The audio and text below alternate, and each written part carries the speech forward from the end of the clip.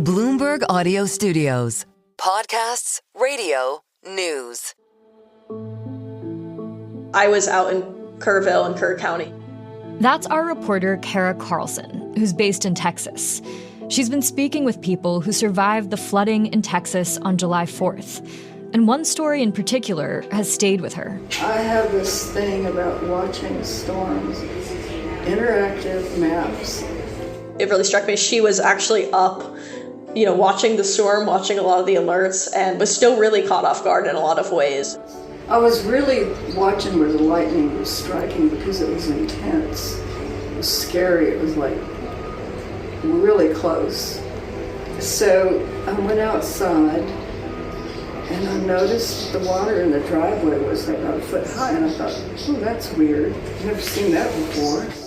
Rena Bailey lives in Hunt, a small community by the side of the Guadalupe River in Texas's hill country. She lives in a house that was built in 1923. It survived other floods, many other floods. Hunt is mostly a rural area with hills and farmland and wineries, a place Kara says many Texans visit as a summer getaway. It's a little better climate in the summer than a lot of other areas in Texas. It's kind of an idyllic area on the river, generally. But some of the things that make this part of hill country so idyllic also make it risky. They call this area of Texas Flash Flood Alley because the steep terrain, shallow soil, and intense storms make it exceptionally prone to flash floods. I think what most people are thinking of when they hear flash flooding is maybe stay off the roads, stay out of certain areas. They aren't necessarily expecting it to come to them. Rena was used to floods, but she was shocked to see the floodwater in her driveway in the early morning hours of July 4th. And then the water kept rising. All of a sudden it jumped up. And I saw the Hunt store and heard it start to disintegrate.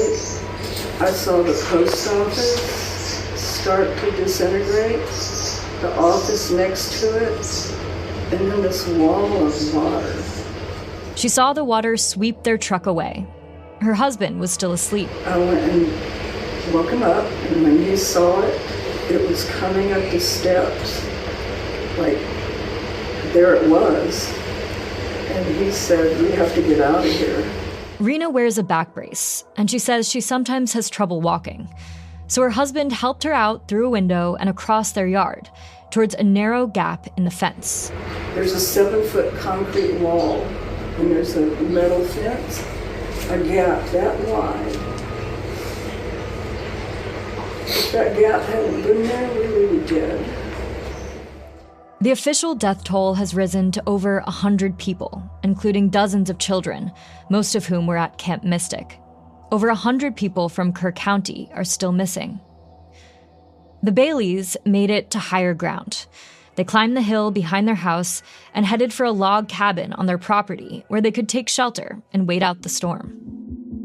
In the wake of the floods, dozens of stories like Rena's are emerging. Stories of families barely managing to evade danger, who were woken up in the middle of the night by thunder, or by their dogs barking, or by their neighbors, but not by an official warning system. These accounts are raising questions about why Kerr County residents were caught so off guard, and what, if anything, could have been done to save more lives. Should there have been a slightly different alert? Should the campgrounds maybe have been evacuated sooner? There's a lot of unanswered questions that are still being looked into. Questions that have repercussions far beyond Kerr County, as storms become more intense, more deadly, and more frequent due to climate change. I'm Sarah Holder, and this is The Big Take from Bloomberg News. Today on the show, what the floods in Texas reveal about the growing risk of flash floods as the climate changes, and the difficult economic choices facing communities that are grappling with these new risks. Flooding is the most expensive natural disaster we face. Joshua Sachs is the director of the adaptation program at the Georgetown Climate Center. And it can destroy communities. It not only impacts loss of life, but someone's home traditionally is their majority of their wealth. As we have warmer temperatures, the atmosphere can hold more water, more moisture. And so then when you have these storms, they're able to dump more rain. Zara Hirji covers climate for Bloomberg, and she spends a lot of time thinking about how our understanding of risk is currently evolving in a warming world. So Texas is actually a state that has a ton of resources. It has one of the best emergency response kind of offices and teams and capabilities in the country. Most states are not like Texas. Zara says Texas is the gold standard when it comes to its emergency response capabilities. But it also faces a wide variety of disaster risks, from hurricanes to extreme heat. And even if it has a lot of money to spend on disaster response, it faces difficult choices about how to spend it. And on the ground, localities face their own budgetary trade-offs. We know, for example, that Kerr County considered installing a warning system that could have involved sirens in high-risk areas, but it didn't. We've heard from officials in Texas that one of the reasons why they had not built a flood detection warning system in this area, say in Kerr County, where some of the worst flooding was, is because of the cost, right? So it was Kerr County Judge Rob Kelly who told the New York Times that local residents whose taxes wound up to fund such a system balked at it. How much does it cost to develop a really effective early warning system for these emergencies? I think it depends on the community and the type of warning and the type of area that you're trying to cover. But obviously, it's an expense, and every local government and state government has a lot of things on their plate, and I'll say mitigation often falls to the bottom of that. There are traditionally federal grant programs that communities or individuals can apply for. Joshua Sachs again. Like putting their homes higher up or elevating their homes or elevating air conditioners, water heaters, things like that. Sometimes there are state grants, but for the most part, people and communities are having to ask the government for money, and there isn't nearly enough money to go around to solve all the problems we're facing. Zara says, at this point, federal government funding has become more and more integral to emergency management efforts. And it really speaks to what's at stake if the Trump administration kind of pulls back on this funding earlier this year. There are a couple of times when the Trump administration paused a huge number of federal grants, specifically at FEMA. And these are grants that are tied to this mitigation, this resiliency, this prep. All of this, worsening storms, the challenges and costs of investing in better infrastructure, has also made the predictive data we get from the National Weather Service even more critical. The service is part of the National Oceanic and Atmospheric Administration. They're the ones that track environmental disasters and put out weather advisories and warnings. NOAA has a responsibility, especially through the National Weather Service, to put out a series of, one would say, progressively more action-oriented messages. Rick Spinrad served as the head of NOAA until January of this year. He says those action-oriented messages include the watches and warnings you get on your phone or in weather apps. A flood watch did go out for Kerrville for the Guadalupe River at 1:18 p.m. local time on July 3rd, and a flash flood warning, signaling that the hazardous weather event is imminent or already happening, went out about 12 hours later. It was tagged considerable, meaning it automatically triggered wireless emergency alerts on mobile devices. That particular warning included phrases that this was going to be a considerable and catastrophic event. That is the cue to emergency managers to start getting people to evacuate, to start pre-positioning materials and personnel and equipment needed to protect people from the event. The most perfect forecast is only as good as how it is implemented by the ones who need to use it. To make sure these forecasts reach the local officials in charge of making public safety decisions, there are warning coordination meteorologists, or WCMs. A WCM doesn't wait for the phone to ring, but actually gets out there and begins the discussion and ensures that all of the sheriff's offices and rescue companies and emergency managers are online with him or her. They know the nature of the alert that went out, and they are there to tell them what they think is going to happen with respect to the river levels, increased precipitation, wind, that kind of thing. It's too early to know exactly what might have made a difference for the flood victims. There are still questions about how local officials responded, and reporting is ongoing. But there was no WCM in the forecast office for the area that flooded. He left his position in April. He took an early retirement offered by the Trump administration as it moved to cut NOAA's staff and its budget. It's disturbing to know that in the San Antonio-Austin WFO, the WCM position is vacant because that person left the agency as a result of the cuts and I would say coerced retirements that the administration put on the Weather Service. The legislative director for the National Weather Service Employees Organization, Tom Fahey, told NBC News that while the San Antonio Weather Forecasting Office did have vacancies in two of its top positions, it was down a WCM and a permanent science officer, the offices in the area had, quote, adequate staffing and resources to respond to this event. What happened in Texas is it happened in the middle of the night, and it happened in an area that doesn't have great or extensive cell coverage. My colleague, Zara Hirji, again. So even if warnings had gone out and alerts had gone out to people's phones, maybe they didn't get it and they didn't hear it. And you can imagine if there was a siren that went off, that is something that someone who is camping would have noticed versus a buzz on their phone if that buzz ever happened. At a press conference on Tuesday, 4 days after the disaster, as rescue and recovery efforts were underway, Governor Greg Abbott wasn't inclined to discuss what, if anything, he believes went wrong in preparing Kerr County for this flood. Who's to blame? Know this. That's the word choice of losers. Let me explain one thing about Texas. And that is, Texas, every square inch of our state, cares about football. You could be in Hunt, Texas, Huntsville, Texas, Houston, Texas, any size community, they care about football. And know this, every football team makes mistakes. The losing teams are the ones that try to point out who's to blame. The championship teams are the ones that say, don't worry about it, man, we got this. We're going to make sure that we go score again, that we're going to win this game.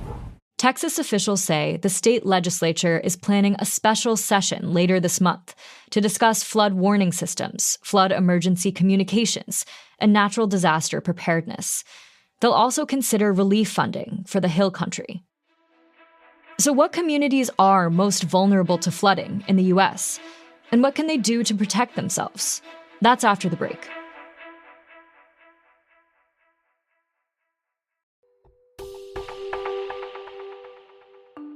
One of the main tools that communities in the U.S. have to understand their flood risk are maps made by FEMA, the Federal Emergency Management Agency.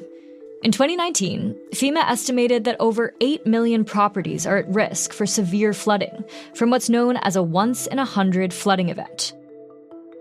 My colleague Zara Hirji says those maps are used for everything from emergency planning to calculating flood insurance premiums for millions of people all across the country.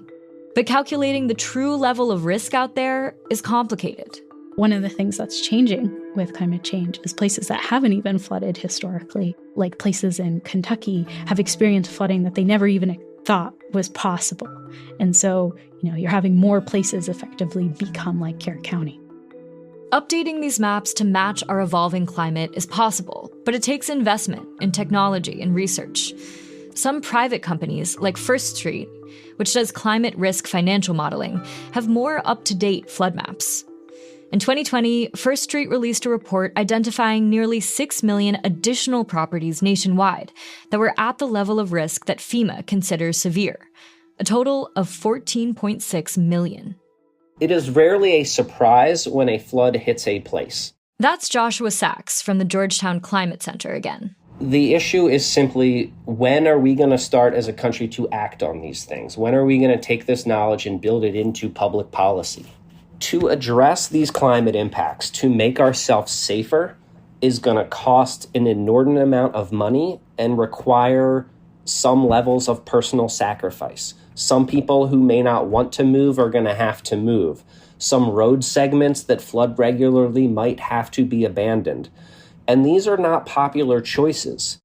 That's because those individual sacrifices can also have consequences for the whole community. A locality cares about its property value. If they encourage people to move out of beachfront property, they might be hurting their own revenue. Or there are other people who live in flood-prone areas who simply can't afford to go somewhere else. Their home is their only asset. And until the government or someone decides to step in and help them, they're stuck. Every time you see communities try to adopt new flood maps and higher flood standards, there is always at least a part of the community that fights against it. If a vulnerable community does acknowledge its risk and encourages people to relocate en masse, that can drive down housing prices in riskier areas and drive up demand in safer ones.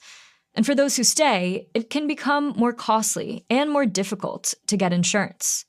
We can see this if we look at places like the Outer Banks in the Carolinas and how homes are falling into the ocean. We can see this if we look into what people call the insurance crisis, of how insurers are pulling out of homeowner insurance because they're finding the risk is too severe to cover. This has put pressure on the federal government itself to offer flood insurance. That's the program Zara was talking about earlier. Congress created the federal flood insurance program in 1968, basically because the private insurance for flooded risk failed, and private insurers pulled out of that hazard. They said, we're not going to cover this anymore, because they didn't feel like they could price policies affordably enough for most of the homeowners who are in that area of risk. And we've seen federal flood insurance rates go up because turns out the risk is really high. And one of the problems is there have been so much flooding, and so they've had to make so many payouts that they've run out of money. And they keep having to go to Congress and say, we need more money. So it's not a sustainable program. And you could sort of understand how and why the insurance market got out of it. There are ways to reduce those risks, which brings us back to mitigation. Zara says research shows spending more upfront money on mitigation turns out to be significantly cheaper in the long run. In 2019, there was a report that was partially funded by FEMA and the federal government looking specifically at mitigation. It was called the Natural Hazard Mitigation Saves 2019 report. And it had found that every $1 in federal grant money spent on hazard mitigation saves $6 in disaster damages in the future.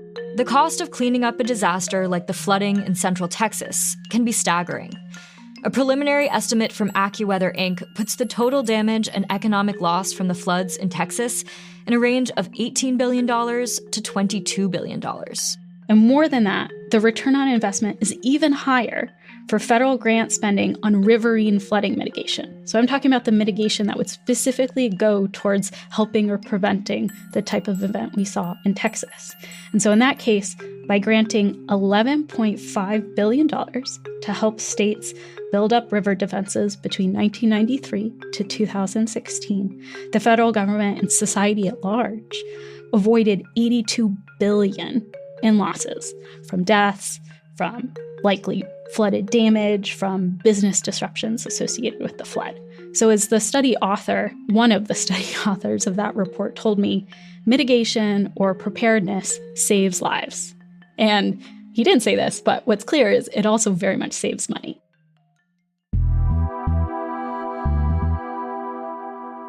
This is The Big Take from Bloomberg News. I'm Sarah Holder. The show is hosted by me, David Gura, Juan Ha, and Saleha Mosin. The show is made by Aaron Edwards, David Fox, Eleanor Harrison Dengate, Patty Hirsch, Rachel Lewis-Krisky, Naomi Ng, Julia Press, Tracy Samuelson, Naomi Shavin, Alex Sugiura, Julia Weaver, Yang Yang, and Taka Yasuzawa. To get more from The Big Take and unlimited access to all of Bloomberg.com, subscribe today at Bloomberg.com/podcast offer. Thanks for listening. We'll be back on Monday.